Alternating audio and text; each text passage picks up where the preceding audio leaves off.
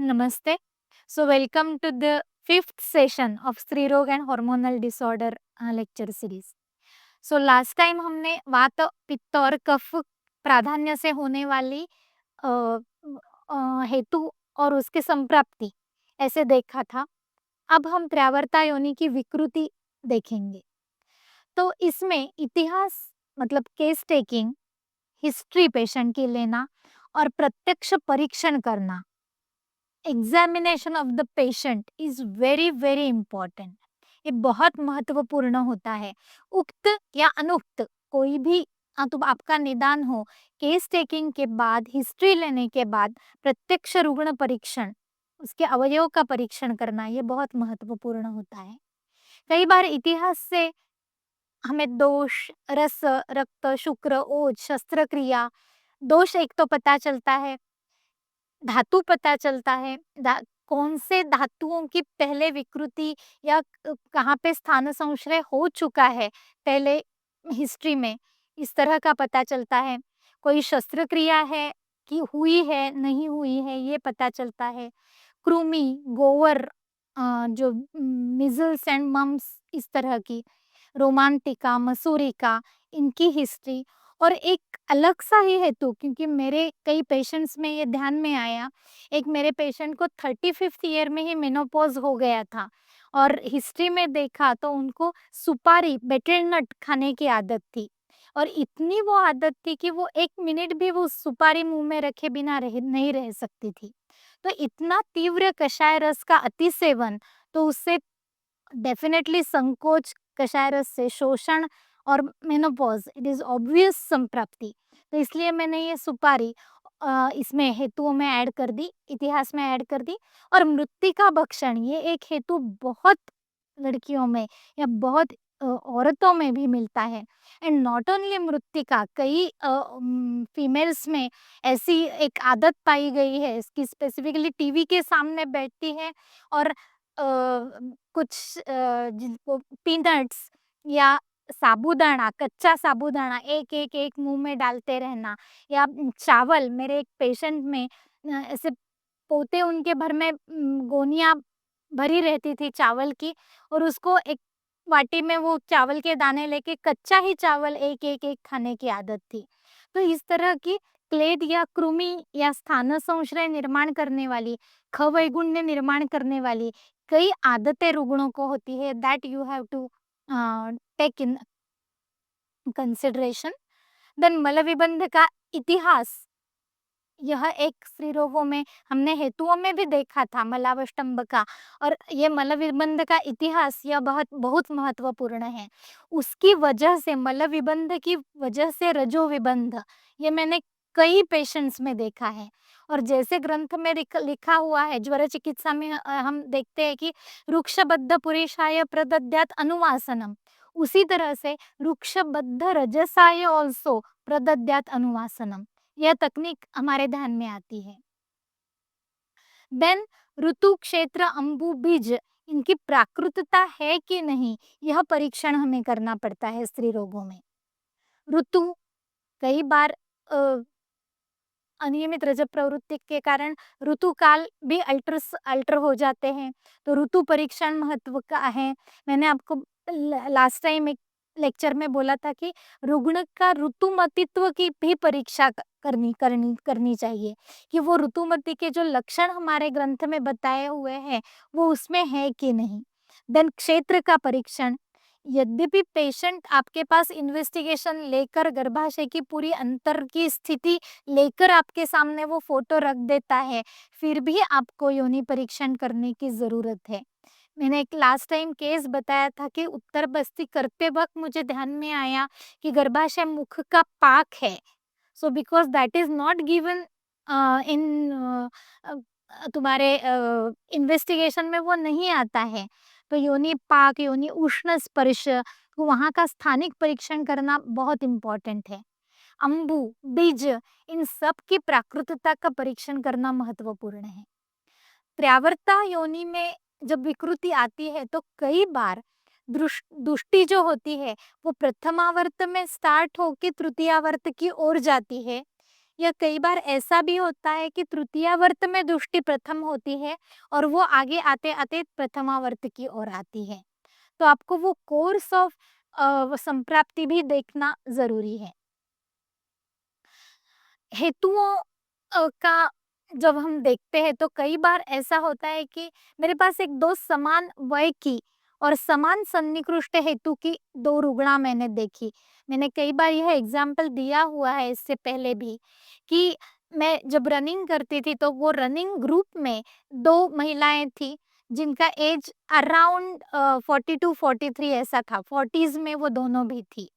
समान वय की थी और समान सन्निकृष्ट हेतु मतलब अभी रनिंग का जो कोर्स रहता है वो बहुत मतलब हेक्टिक शेड्यूल रहता है कि हफ्ते में एटलीस्ट 3 टाइम्स आपको 5 किलोमीटर्स या अबव 5 किलोमीटर्स रन करना पड़ता है। वीकेंड में आपको 10 प्लस किलोमीटर्स रन और बीच-बीच में वो जो एक्सरसाइजेस रहती है वो बहुत हेवी रहती है। तो वो दोनों रुग्णा जो थी वो अराउंड 42 ऐसे एज में थी और दोनों का सन्निकृष्ट हेतु जो अति व्यायाम या अति अधवा हम बोलेंगे वो कॉमन था। तो मेरे पास एक रक्त प्रदर के लिए आई और ये एक आर्तवनाश के लिए आई। एक रक्त पे उनको उनका ब्लीडिंग शुरू हुआ और खत्म ही नहीं हुआ हो रहा था, बंद ही नहीं हो रहा था, उसके लिए ट्रीटमेंट लेने आई और एक जो है वो आर्तवनाश के लिए उनको पीरियड्स ही स्टॉप हो गए इसलिए आई। तो मैं ये बताना चाहती हूँ यहाँ कि किस तरह से सेम सन्निकृष्ट हेतु सेम एज में 2 अलग-अलग तरह की संप्राप्तियाँ घटती है। ग्रंथ में जो योनि व्यापद चिकित्सा अध्याय है, वहाँ पे असृजा योनि व्यापद है जो है, तो उसमें रक्तपित्तकरैर्नार्या रक्तं पित्तेन दूषितम् अतिप्रवर्तते योन्यां लब्धे गर्भेऽपि सा सृजा। यहाँ पे द्रव उष्ण गुण से पित्त और रक्त की दुष्टि होती है या पित्त रक्त बढ़ते हैं और जो आर्तवन नाश होता है अरजस का योनि व्यापद के लिए संप्राप्ति बोली है योनि गर्भाशयस्थं चेत पित्तम संदूषयेत असृक् सा अरजस का मता कारश्च वैवर्ण्य जननी भ्रूषम। यहाँ पे रुक्ष उष्ण तीक्ष्ण गुण से पित्त और रक्त की दृष्टि होती है मतलब दोनों में पित्त और रक्त ये दोष और दुष्य कॉमन है बट संप्राप्ति दोनों में अलग अलग कोर्स से बनती है। So that is one important thing I want you to notice. अब हम त्र्यावर्ता योनि की विकृति देखेंगे। प्रथमावर्त में बाह्य योनि आती है। तो बाह्य योनि में 2 शोथ, दाह, स्पर्शासहत्व, संकोच, वेदना इस तरह के लक्षण हमें दिखाई पड़ते हैं, जिसमें हमें परिषेक, पिचू रखना या घड़ी रखना, गॉस की एक पिचू तरह से मतलब एक ऐसा पीस बना लेना, वो स्नेहाक्त करके वो यहाँ पे रखना। अभ्यंतर चिकित्सा में चंद्रकलाश्व, परिपाठादि, अनंता, पंचारविंद ये मेरे यूज़ में आने वाली औषधि है इसलिए मैंने उसका एक नाम निर्देश कर दिया। देन एलादी तेल, एरंड तेल, यष्टि तेल, तिक्तघृत, कैलाश जीवन, शतधौतघृत इनका आप अवस्थानुसार इस्तेमाल कर सकते हैं। बाह्य योनि, दाह, शूल, आरक्तता, स्पर्शासहत्व, संकोच, वेदना, शोथ इनके लिए, राइट। फिर योनि संकोच हमें प्रथमावर्त की विकृति में देखने को मिलता है कई बार। तो अगर योनि संकोच मतलब कई-कई बार इतना योनि संकोच होता है कि आर्तव प्रवर्तन में भी सृष्टता नहीं होती। योनिगत वातसरण के लिए सृष्टता नहीं होती। तो व्यवाय के लिए तो बहुत ही आगे की बात है वो। तो कई व्यवहारिक रुचिरता के लिए पेशेंट्स आते हैं और जिनमें अगर हमने परीक्षण करके देखा तो तीव्र योनि संकोच रहता है। उनमें योनि बस्ती या योनि पूरण जिसे कह सकते हैं, वो करना आवश्यक हो जाता है क्योंकि पिच्चू रखना भी संभव नहीं होता। पिच्चू भी आप अंदर डाल नहीं सकते। तो इसमें जस्ट एकदम बारीक सा कैथेटर जो जैसे 5 नंबर का, 4 नंबर का कैथेटर डाल के आपको योनि पूरण, जैसे हम मात्रा बस्ती देते हैं या अर्श में बस्ती देते हैं, उनके उसमें जैसे छोटी सी सिरिंज और स्मॉल कैथेटर यूज करते हैं, वो यहाँ पे यूज करके हमें बस वो ऑयल अंदर डाल देना है। वो ऑयल से अंदर ल्यूब्रिकेशन हो जाएगा और जो स्रोतस संकोच है उसका विस्फार हो जाएगा। इसके बाद में फिर धावन, योनि धावन, योनि धूपन, योनि पीचू ये हम कर सकते हैं। इसके लिए हम एरंड स्नेह, यष्टि तेल, सेंधवादी तेल, वसा, महास्नेह या मधुर अम्ल लवण रसात्मक तेल या स्नेह इनका इस्तेमाल कर सकते हैं। फिर और प्रथमावर्त में हमें योनि कर्कशता, योनि स्तब्धता, योनि रोक्ष इस तरह की सिम्टम्स देखने को मिलते हैं, जिनमें हम योग बस्ती, मात्रा बस्ती, योनि पीचू, योनि बस्ती इनका अ, इस्तेमाल कर सकते हैं, इस तरह की चिकित्सा कर सकते हैं। और एक योनि सुप्ति करके एक सिम्पटम हमें बहुत बार देखने को मिलता है। ये पेशेंट बताते हैं वहाँ नमनेस आ गई है, वहाँ पे कुछ पता ही नहीं चलता, पीरियड्स आए चले गए, कुछ सेंसेशन ही नहीं होता। इनमें हमें योनि अभ्यंग करना इम्पोर्टेंट है। प्रॉपर पेशेंट को गॉस अपने हाथ में लेके स्नेहाक्त करके स्नेह से वहां पे अभ्यंग करना है योनि में। फिर स्वेदन, योनि बस्ती, योग बस्ती पेशेंट को आप खुद को करने के लिए बोल सकती है या आप उसको बुला के योनि का अभ्यंग और स्वेदन कर दीजिए, राइट। फिर आता है द्वितीय आवर्त। द्वितीय आवर्त में अपत्य मुख, अपत्य पथ और गर्भाशय मुख ये हमें देखने को मिलता है, इनकी विकृतियां देखने को मिलती है। तो सबसे इम्पोर्टेंट और बहुत ज्यादा देखने के लिए जो मिलता है वह योनि पाक, योनि स्पर्शा सहत्व, व्यवाय कृच्छ्रता लेकर पेशेंट आते हैं और अगर हम परीक्षण करने जाए तो अपत्य पथ में तीव्र आरक्तता दिखती है और स्पर्शा सहत्व मतलब हम कसको स्पेक्युलम या कोई स्पेक्युलम पास भी नहीं कर पाते, क्योंकि स्पर्शा सहत्व इतना ज्यादा रहता है। स्नेहाक्त अंगुली भी डाले तो वो भी उन पेशेंट को सहन नहीं होती, इतनी वो आरक्तता रहती है, योनि पाक रहता है। और उसकी वजह से फिर योनि दाह, मैथुना सहिष्णुता, गर्भाशय मुख के समीप अत्यंत औष्ण्य की प्रचिति, संरंभ यह देखने को मिलता है। अगर यह हो तो पेशेंट को विरेचन और रक्तमोक्षण सार्वदेहिक चिकित्सा करना बहुत इंपॉर्टेंट होता है, बिकॉज ये पित्त रक्तजन्य संप्राप्ति है। या फिर सतत सौम्य अनुलोमन देते रहना और इसके सह कई बार मूत्र दुष्टि भी देखने को मिलती है रुग्ण को।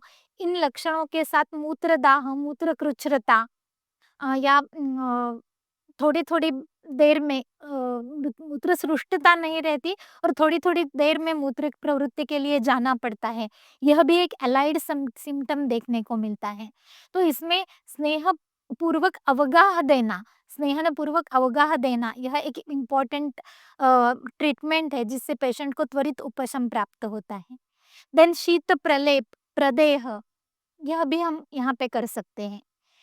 इन चीजों में जो औषध हम इस्तेमाल करते हैं वो चंदन, उशीर, कर्पूर, अनंता, रक्तचंदन, औदुंबर, न्यग्रोधादि गण के द्रव्य, उनसे परिषेक, शीत जल सेचन, दूर्वा रस, अनेक प्रकार के घृत, शीत जाति के घृत, यष्टि घृत, शतावरी घृत, शतधौत घृत, इनका लेपन, कैलाश जीवन, इनका इस्तेमाल आप इनमें स्थानिक या अभ्यंतर दोनों तरह से कर सकते हैं। फिर योनि कंडु या अपत्य पथ में कंडुयन होना, श्वेतस्राव यह एक तरह की संप्राप्ति जो तृतीयावर्त में स्पेसिफिकली दिखती है। इसमें धावन, धूपन, वर्ती, पिचू इनका इस्तेमाल आप कर सकते हो। वरा, लोध्र, पंचवल्कल, निम्ब, these are some options for this धावन and वर्ती। देन स्रंस, द्वितीय वर्त में गर्भाशय का कुछ भाग स्रंस होके वहां पे आ जाना, या कई पेशेंट में ऐसा होता है कि जब पीरियड्स आने लगते हैं, लोडेड यूटेरस रहता है, तब स्रंस के लक्षण दिखते हैं और रजब प्रवर्तन होने के बाद वो ऊपर अपने जगह चला जाता है यूटेरस। तो ऐसी कई केसेस होती है जिनमें स्रंस के लक्षण मतलब भ्रंश हुआ हुआ नहीं रहता है, लेकिन स्रंस के लक्षण मिलते हैं। उसमें पिंड धारण, योनि पिचू, जिसके लिए आप वेसवार, वसा, महास्नेह, पद्मकादि तेल या कषाय रस के कुछ द्रव्य, इनका इस्तेमाल कर सकते हैं, मूलबंध लगा सकते हैं। इनमें मूलबंध की प्रैक्टिस लगाना या जो ग्लूटियस रीजन है वहाँ के मसल्स को संकोच करके रखना, इसकी प्रैक्टिस आप बता सकते हैं। देन तृतीय वर्त में आते हैं गर्भाशय, आर्तव वाहिनी और फलकोश। इनमें सबसे मतलब तृतीय वर्त का तो प्रत्यक्ष परीक्षण हम नहीं कर सकते, लेकिन हमारे पास इन्वेस्टिगेशन लेके ये करके सोनोग्राफी का रिपोर्ट लेके पेशेंट आते हैं, जिनमें हमें आर्तवाहिनियों में रोध, वक्रता, तीव्र शोथ, बीजवहन नहीं होता है, इस तरह का कुछ ब्लॉकेज देखने को मिलता है। आप हमारे सामने ही वो, जैसे कि सल्फिंजस में ब्लॉकेज है, आर्तवाहिनियों में ब्लॉकेजेस है या अवरोध है, इस तरह का पता चलता है। इनमें वमन का प्रयोग बहुत इम्पोर्टेंट होता है। ये कफवातज संप्राप्ति यूजुअली रहती है। अवरोध या ग्रंथि सदृश या ग्रंथि की संप्राप्ति जो होती है वो कफवातज होती है। तो वमन और उसके बाद बस्ती देना, यह मेरी प्रैक्टिस में मैं ज्यादा करती हूँ। आप तिक्त, मधुर, अश्वगंधा, शतावरी, गुडुचि, आमपाचक व क्लेदशोधक चिकित्सा कर सकती है इसमें। किरात, सुवर्ण, रौप्य, माक्षिक, देन पूर्ण चंद्रोदय, वसंत कुसुमाकर, वसंत कल्प, ये मेरे यूज में रहने वाले कुछ औषध हैं। पहले वमन और बस्ती कर लेना और बाद में यह चिकित्सा देना, अवरोध दूर करने वाली, आम पाचन करने वाली, क्लेद शोषण करने वाली ऐसी चिकित्सा का यूज करना। कई बार पाचन के लिए आमपाचक चिकित्सा करनी पड़ती है, बाद में शोधन, वमन और बस्ती देने पड़ते हैं, या अवस्था के अनुसार इन चीजों का इस्तेमाल आप कर सकते हैं। एंड देन उत्तर बस्ती। उत्तर बस्ती के लिए आप शतपाके बला तेल, फलघृत, स्रोतरोध तीव्र अगर हो तो सहचर तेल, जात्यादि तेल, माशादि तेल, नारायण तेल, यष्टि तेल, इनका यूज कर सकते हैं। तृतीयावर्त में कई बार हमें गर्भाशयांतर्गत ग्रंथि, वृद्धि, शोथ, वहां पे मांस सदृश भाग या increasing fatty regions, fatty deposits around the ovary, इस तरह के इन्वेस्टिगेशन में चित्र देखने को मिलता है। इनमें भी वमन, बस्ती, अधोदर बस्ती या अधोदर लेप, अधोदर पिचू, ये आप कर सकते हैं। सम मेडिसिन्स जो मेरे इस्तेमाल में है वो मैं यहाँ पे इंद्रयव, निम्ब, मदन, एरेंडमूल, इनका इस्तेमाल कर सकते हैं। अंतस त्वचा पे इन अगर जब आप स्थानिक चिकित्सा के लिए अधोदर पिचू या अधोदर बस्ती करते हैं, तो अंतस त्वचा पे कार्य होके वहाँ का दार्ढ्य, सौरंभ कम होता है, स्रोत शोधन होता है, वात का कार्य, वात का अनुलोमन कार्य जो है वो इम्प्रूव होता है। और इसके बाद आप शैथिल्य दूर करने के लिए लौध्र, पुष्णानुग चूर्ण, अशोक साल चूर्ण, जंबू, इनका प्रयोग कर सकते हैं। पित्त प्रधान संप्राप्ति में प्रदर और कफ प्रधान संप्राप्ति में केशवाहिनियों में क्लेद संचिति होकर अनार्तव या ओवेरियन सिस्ट जैसा कई बार देखने को मिलता है। इनमें भी आप वमन, विरेचन जैसा शोधन करके फिर अ, अभ्यंतर चिकित्सा अवस्था अनुसार कर सकते हैं। कई बार बीज में आर्तव की क्षीणता जो है वो होने की वजह से गर्भधारणा नहीं होती, या फिर अनेक स्त्री रोग, अदर सिम्टम्स आपको देखने के लिए मिलते हैं, इन्वेस्टिगेशंस में आ जाते हैं। तो इसमें आर्तव की क्षीणता आप रजस्राव से ज्ञात करें। आप रजस्राव उनका अच्छी तरह से हो, इसके लिए चिकित्सा आपको पहले करनी पड़ेगी। और रजस्राव सम्यक होने के लिए तत्र संशोधनम आग्नेयानाम द्रव्याणाम विधिवत उपयोगः, और संशोधन में सबसे बेटर मेरे हिसाब से वमन से बहुत अच्छे रिजल्ट देखने को मिलते हैं। तो कई बार तृतीयावर्त के जो संप्राप्तियां हैं उनमें गर्भाशय की अंतस्त्वचा योग्य न होना, गर्भाशय का आकारमान, वॉल्यूम योग्य न होना, आकृति मतलब रेगुलर या सम्यक साइज की न होना, गर्भाशय के स्नायु का बल कम होना, इस तरह के चीजें हमें देखने को मिलती है।